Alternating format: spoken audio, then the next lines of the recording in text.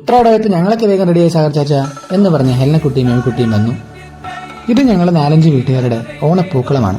പൂക്കളം പലയിടത്താണെന്നുണ്ടെങ്കിലും സദ്യ അതൊരുമിച്ച് തറവാട്ടിലാണ്.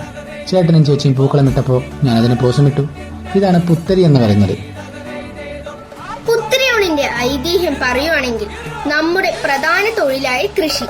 നമ്മുടെ സ്വന്തം പാടത്തിൽ നിന്നെടുക്കുന്ന കതിർ അത് ഉരലിലിടിച്ച് അവിലാക്കി അതിലോട്ട് ശർക്കരയും തേനും ചേർത്ത് കൂടെ എലിശ്ശേരിയും പപ്പടവും പായസവും കൂട്ടിക്കുഴച്ച് നമ്മുടെ കാർന്നോർമാർ തരുന്ന പുത്തിരിയൂണാണ് ഇവിടെ കണ്ടത്.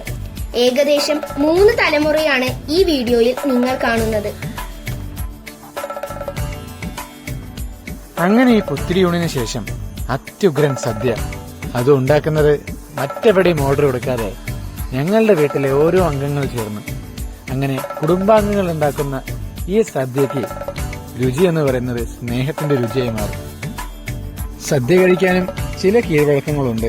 അന്നമാണ് ദൈവമെന്ന് ഓരോരുത്തരെയും മനസ്സിലാക്കാൻ വേണ്ടി നിലവിളക്ക് കൊളുത്തിവെച്ച് അതിനു മുമ്പിൽ പ്രാർത്ഥിച്ച് ഭക്ഷണത്തിനെയും പ്രാർത്ഥിച്ച് വേണം കഴിക്കാൻ.